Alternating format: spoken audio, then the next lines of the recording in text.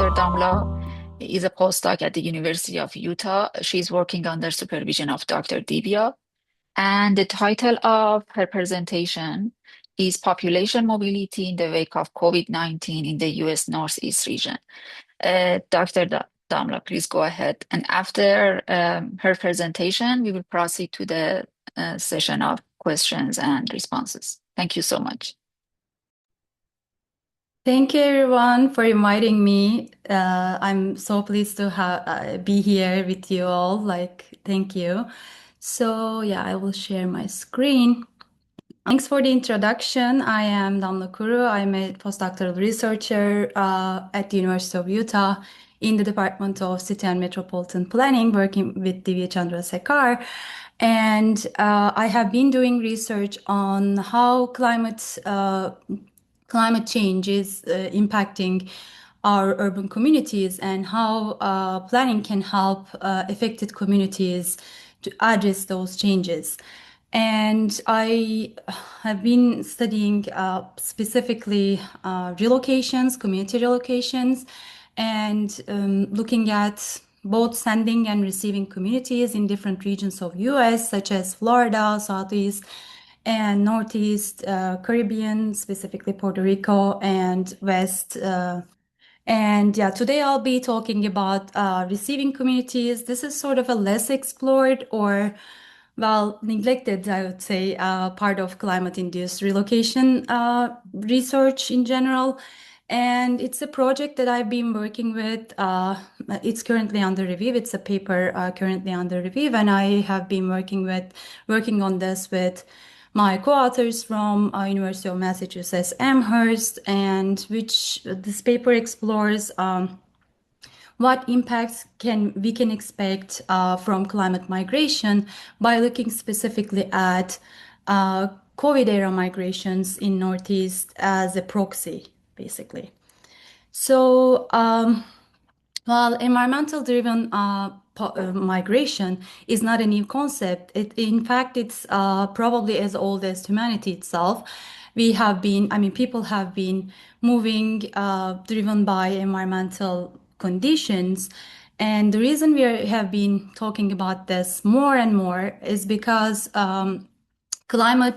accelerated climate impacts are driving more and more communities, displacing more communities from their current residences. So both shocks such as rapid onset, such as wildfires, hurricanes, and stresses are driving millions of people, hundreds of million people every year around the globe, and which is making it a growing problem for our communities. So, as I said, hundreds of million people worldwide have been displaced by climate-induced disasters, including Americans, actually. Until the end of this century, it is expected that up to 13 million US citizens are going to be displaced, are going to be migrating due to only sea level rise, let alone other impacts such as wildfires, hurricanes, and stuff like that, the impacts like that. And receiving communities, as I said, is sort of a neglected area of this migration research. And yeah, these are, Northeast, people have been talking more and more about where people should go, like, so to say, climate havens to be protected from climate impacts. And Northeast in general is often mentioned among potential climate destinations. So projections for sea level rise driven migration, for example, the map you see on the right-hand side, anticipate a population shift towards inland, more rural communities in the region, which are also likely to have received incomers from bigger cities during COVID. That's why we wanted to look at COVID as a proxy to understand what receiving communities have been going through and to draw some lessons for regional planning for climate migration. And these changes can be seen as an opportunity for communities, for receiving communities, but also they can be challenging for opportunities because they could be driving um, rural growth, but also it can pose a lot of challenges for those communities. So, motivated by these problems, we wanted to sort of take a picture of what's going on, was going on during COVID era movements in the Northeast, and see what we can learn as lessons, see if we can learn some lessons for climate migration receiving communities. So our research questions specifically explored the population mobility trends in Northeast during COVID era, their outcomes for receiving communities based on local experts' experiences in high flow areas, and what lessons we can draw for regional planning to prepare communities for such mobilities. And we adopted a mixed methods research design. We started, um, we first analyzed the population trends in 7 Northeast states that were Connecticut, Maine, Massachusetts, Rhode Island, New Hampshire, New York, and Vermont. And we specifically wanted to understand, we conducted geospatial analysis using statistics of income data from IRS, Internal Revenue Service, which gave us the number of people who filed their tax return in a different county than previous year, which was used as a proxy of movers, if that makes sense. So then, to get an in-depth understanding on receiving communities, we conducted a case study in hotspots, which were basically 22 rural counties that received the highest amount of relative population inflow during those years. And we conducted focus groups with housing experts, with local housing experts, including major real estate brokers in the area and housing officials that were working in those hotspots, basically. And our analysis revealed that in the rise of COVID in 2020, mostly, there was a noticeable exodus from mostly urbanized, more densely populated states such as New York and Massachusetts. And we also observed significant inflows towards predominantly rural states such as Maine, New Hampshire, and Vermont. And our county level analysis also supported that actually. Rural and more interior counties, as well as mid coast Maine, had the greatest inflow during those years. And when compared to pre-pandemic migration values, we see a similar pattern but increasing numbers in those communities. And moving on to receiving communities, we see that the majority of incomers in the top receiving counties were from elsewhere in the region, elsewhere in the Northeast, actually. When we controlled for the pre-COVID migration again, we observed that the densely populated counties such as New York County, where Manhattan is, and Middlesex County, where Boston metro area is located, lost the highest number of people. So there was an exodus. I mean, we can say that there was an exodus from bigger cities to more rural areas, if that makes sense. And our case study findings also supported this, revealing that the incomers were mainly the urbanites who moved from large metro areas to those rural areas. And the main push factors included some socioeconomic challenges, mainly the cost of living, and also some lifestyle and remote work changes that were accelerated by COVID. And rural communities attracted those populations with their housing affordability and some employment opportunities, especially in Western Massachusetts. It was mentioned a lot.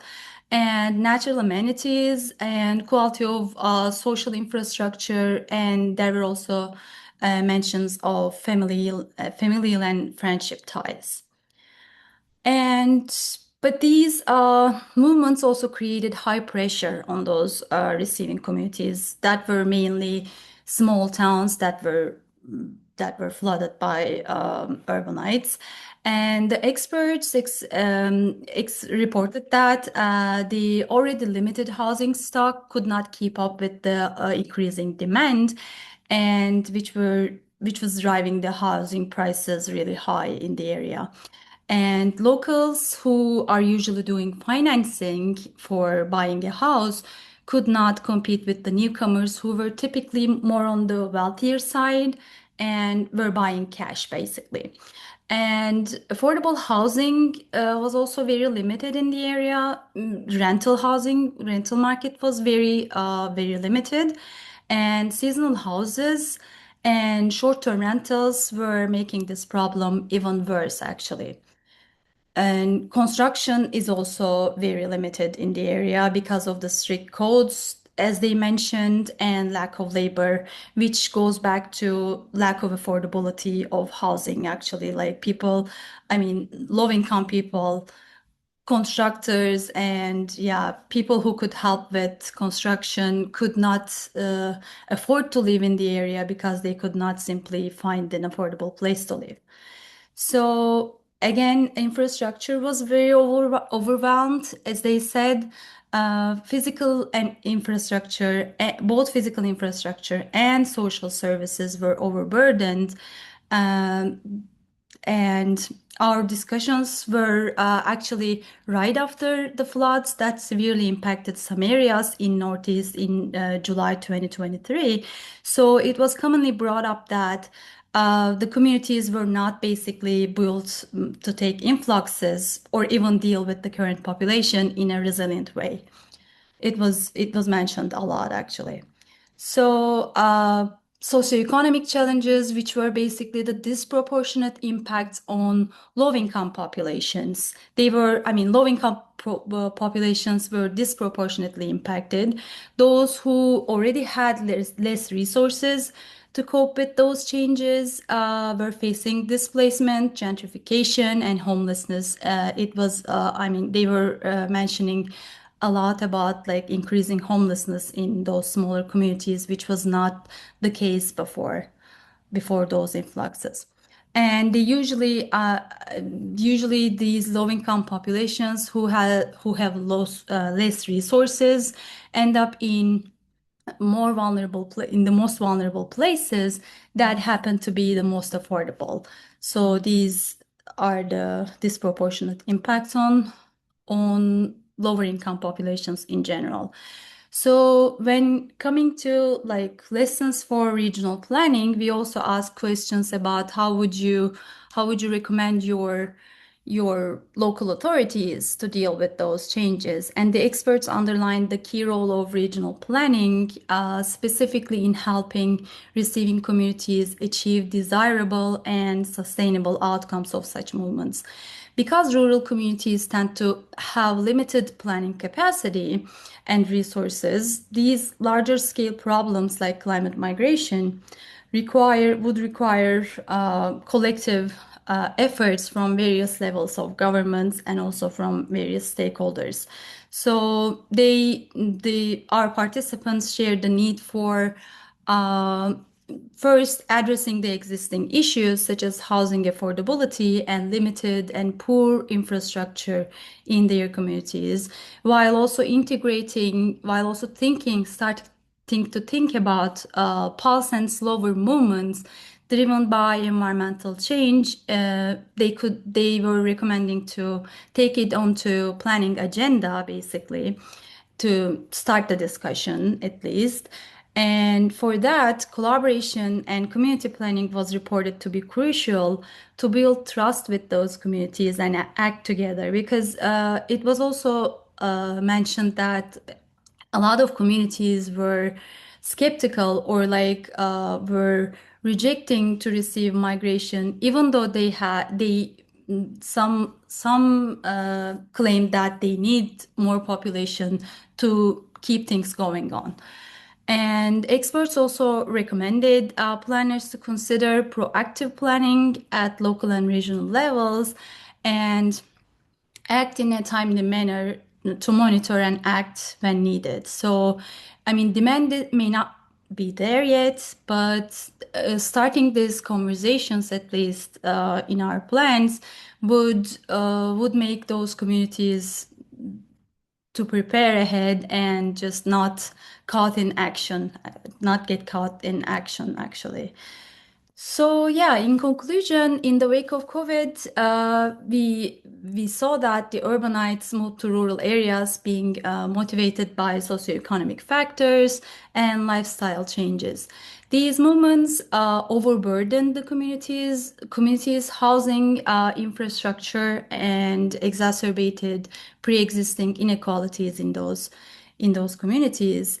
Planning, especially regional strategic planning, is key to helping receiving communities achieve more sustainable and just outcomes of such movements. Finally, yeah, I would say that I'd like to mention some of the limitations of our research. Like we explored COVID era mobility, which was mainly dominated by upper middle class households, which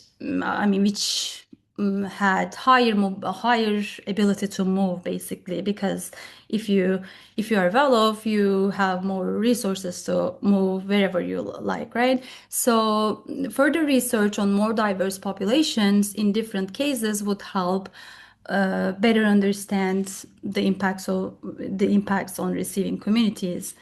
And yeah, these were my findings and conclusions. And thank you for listening to me. And I'm happy to take your questions. And finally, you can access the presentation from this QR code. And also, I shared one of our reports that we worked on. We actually published with Lincoln Institute. This was based on a workshop that we conducted with them in Cambridge, Massachusetts, which asked climate migration related questions to experts, uh,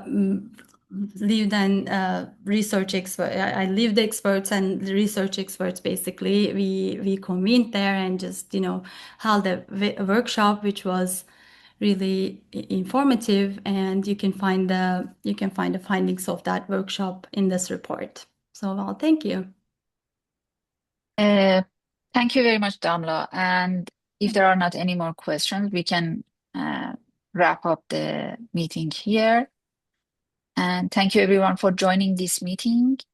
Our next Wired Wednesday meeting will be in the next year, January, and we will you all a very happy New Year. Sorry, sorry, we wish you all a very happy New Year. Thank you so much, and have a great Thank one. you. Thank you. Thanks, Thank Fatima. you. Thanks, Thanks for Damla. having Thank me. you. Happy holidays. Everyone. Happy holidays, everyone. Yeah.